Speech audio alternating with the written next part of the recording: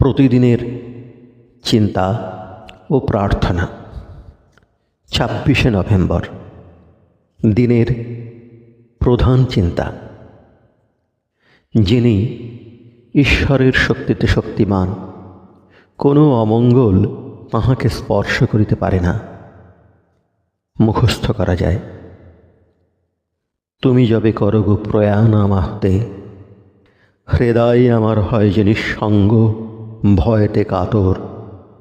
তব কৃপা বিনা জীবন আমার করি যে বহন দিন রাত এক শূন্য পাত্রের মতো। তুমি যে আমার জীবনের উৎস, হও যবে তুমি দূর আমা হতে, পারে কি আনন্দ রহিতে মোর প্রাণে?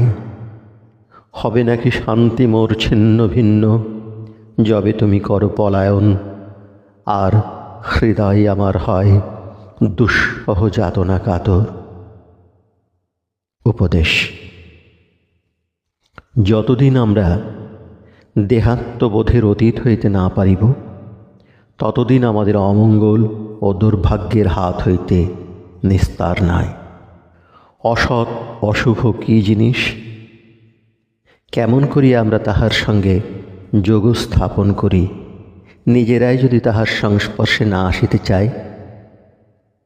আমরা যদি ভগবানের সংসর্গে আসি, তবেই বুঝিতে পারিব যে কোনো অমঙ্গল আমাদের পরাজিত করিতে পারিবে না। যেজন নিজের সকল প্রয়োজনের জন্য সেই পরম সত্তার কাছে আবেদন করেন, তিনি এই জগতে যথার্থ সমৃদ্ধশালী হইতে পারিবেন। প্রার্থনা: হে অনন্ত সত্তা, তুমি এই আশীর্বাদ করো যেন আমি কখনো নশ্বর যাহা তাহার প্রতি আমার বিশ্বাস স্থাপন না করি। আমি যেন কোনো দিন ক্ষণভঙ্গুর ও অস্থায়ী যাহা তাহার সঙ্গে আমার হৃদয়কে সংলগ্ন না করি।